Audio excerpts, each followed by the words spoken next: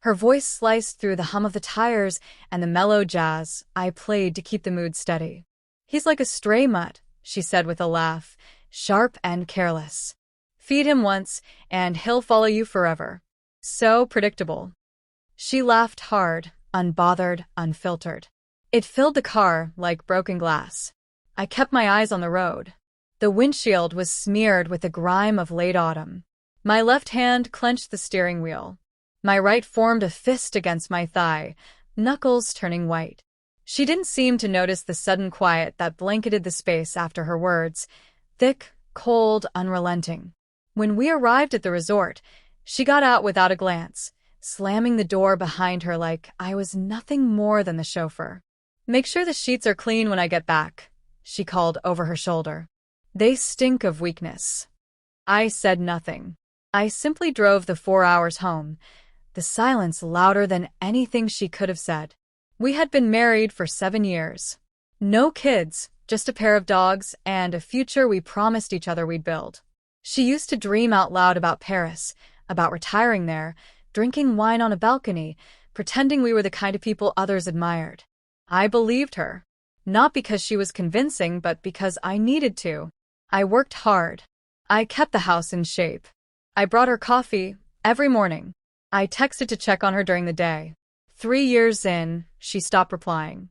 I blamed her job, her stress, life maybe. Then came the subtle changes. She started dressing with more intention, especially when going out. Lipstick on days when she barely looked at me. A trace of perfume lingering when she passed. At first, I ignored the red flags. A missed call here, a late night there, until the truth grew too big to overlook. 2 months ago, I found a hotel receipt, some boutique spot, 30 miles from her office. Paid in cash. Her signature scrawled across the bottom. I didn't confront her. Instead, I observed. Her phone started buzzing at odd hours. Always face down. She grinned at messages. None were from me. She laughed behind the locked bathroom door, a door she never used to lock. So I followed her. She said she had a dinner meeting with a client. I trailed her in silence, headlights dimmed, keeping my distance. She wasn't even careful. Why would she be? I saw her slide into his car like she belonged there. Paul. The type who wore arrogance like cologne. I didn't cry, didn't scream. I just watched and made a plan.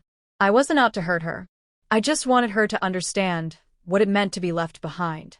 I opened a separate bank account, slowly siphoning money she wouldn't notice missing. She still used our shared laptop. So I installed monitoring software, keyloggers, screen grabs. In days, I had everything. Passwords, conversations, photos, plans. She called him real. She called me safe. She sent him a photo of our house. Said she'd be living there soon. That's when I bought a recorder.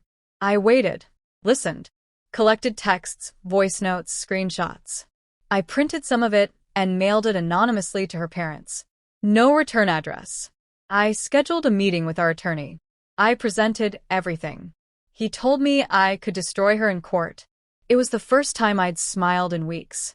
The spa weekend was my final move. I offered to drive her. She barely looked up from her phone. That stray dog comment, that was the spark that lit the fuse. After I dropped her off, I headed straight home and called a locksmith. New locks. New rules. I filed for divorce, on grounds of infidelity.